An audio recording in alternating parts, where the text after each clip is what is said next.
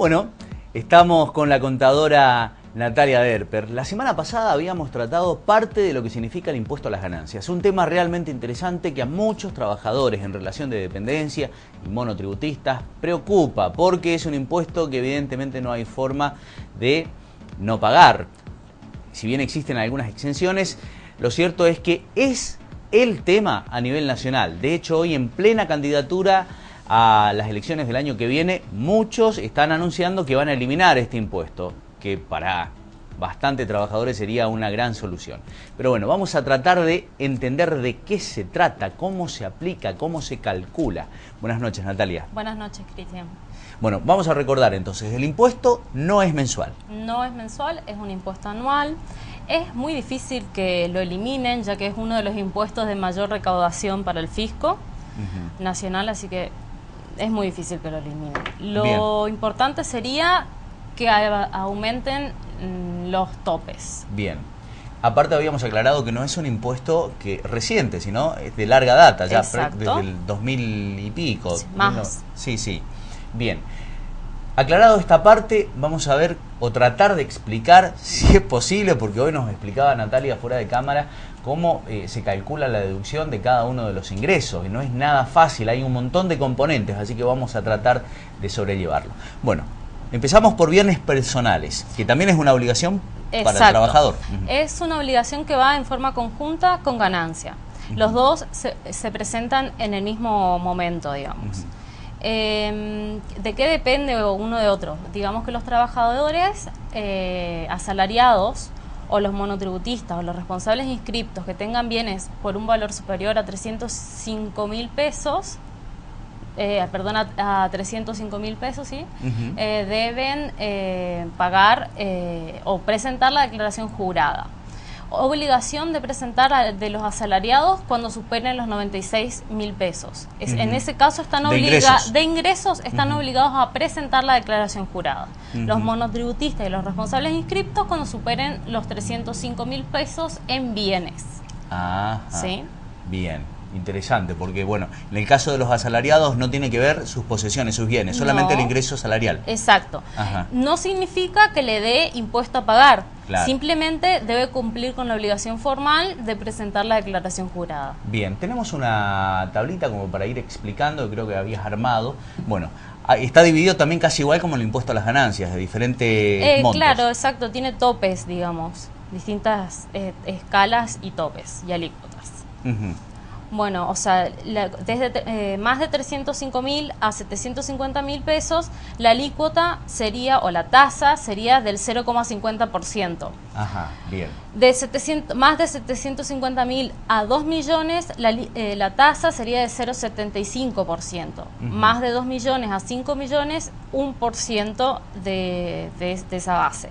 Y más de 5 millones estaría alcanzado al 1,25%. Bien. ¿Qué bienes incluimos acá? Para tener idea, los bienes inmuebles, los autos, las motos, las lanchas, el dinero en efectivo que tengamos depositado, por ejemplo, en las cuentas bancarias, o el dinero que tengamos en nuestra posesión, los títulos, los bonos, todo, prácticamente todo. Y no admite deducciones, digamos. Perfecto. ¿Sí? Bien.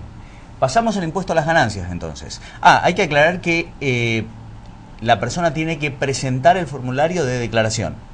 O sea, debe presentarse o sí el formulario de manera conjunta cuando presenta ganancias. ¿De qué varía? Cuando supera los 96.000 pesos está obligado a presentar bienes personales.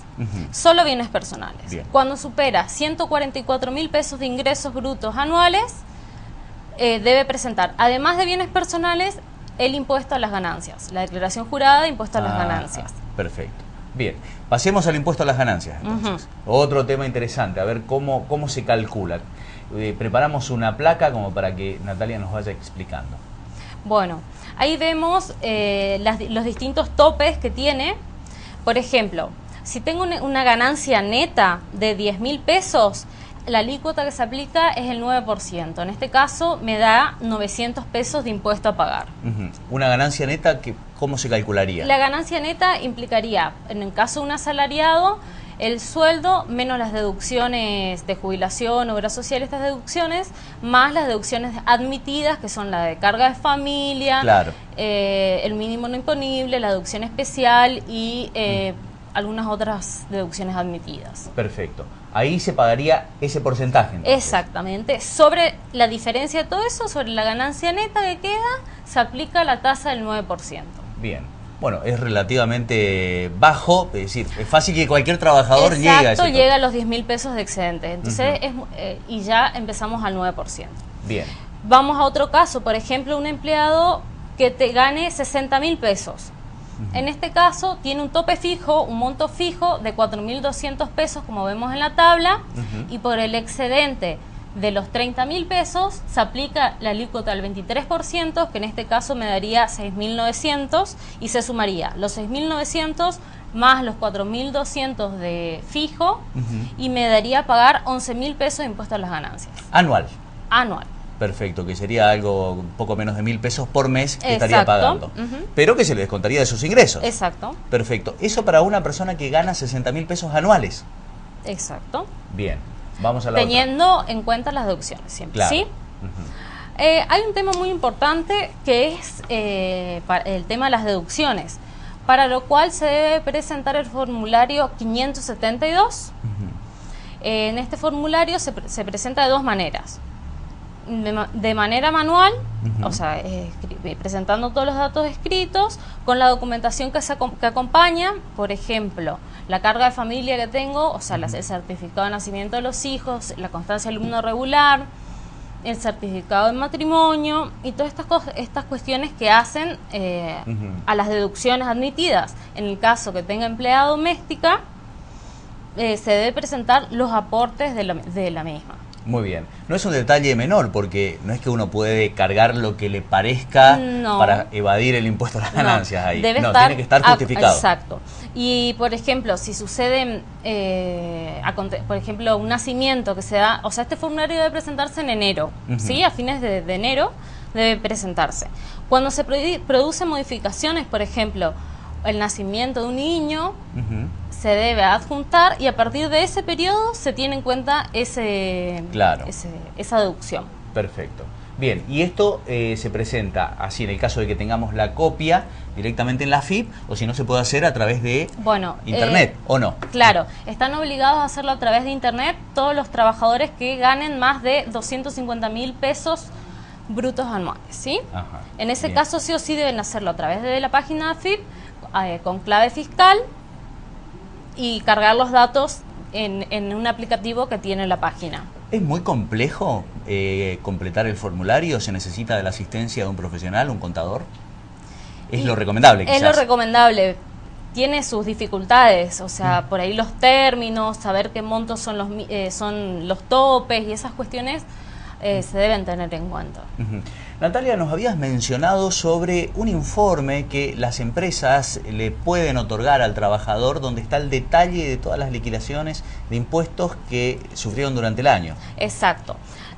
El último día hábil del mes de febrero, los empleados tienen derecho de exigir a las empresas que le entreguen el formulario 649. Este formulario consta de todas las remuneraciones que hubo en el año, las deducciones que se hicieron, las retenciones sufridas durante todos los periodos, y este formulario a su vez es lo que sirve para la presentación de la declaración jurada de ganancia. Ah, es un formulario importante. Exacto. Y el trabajador tiene derecho a exigir eso. Exacto. Bien. Y por supuesto es mucho más fácil también para el contador para después. La liquidación. Perfecto. Bueno, ¿algún punto más por agregar? No, con esto me parece que, al menos en general, cerraríamos impuesto a las ganancias. Natalia, haciendo una síntesis, prácticamente todo el mundo, o sea, por lo menos más de lo que el gobierno dice, están pagando alcanzado. el impuesto. Y lo grave de todo esto es que casi todos están en una alícuota muy alta, del 35%, que es lo mismo que paga una sociedad. Claro. Una sociedad, ya sea una SRL o una sociedad anónima. Lo ideal sería que para los asalariados o las unipersonales esta alícuota sea un poco menor. Podemos pedirle nuevamente al director que nos coloque la tabla, así puedes explicar la parte donde se paga el 35% de impuestos si es que está a disposición, porque no es un detalle menor. 35% de un ingreso es casi la mitad. Exacto. Es bastante. Siempre se debe tener en cuenta que a esto le aplicamos, no, esa es la de bienes personales. La otra, ahí está. Bien. Ahí vemos que cuando gana más de 120.000 pesos, se aplica la tasa del 35%. Paga fijo 28.500 pesos. Y sobre el excedente de los 120.000, el 35%. Es muchísimo. Es muchísimo. Bueno, Natalia, seguramente van a existir consultas y algún tipo de asesoramiento se tendrá que dar, pero este es el impuesto a las ganancias. Complejo, pero está y se tiene que pagar. Y sí, no depende ni de las empresas ni de nosotros.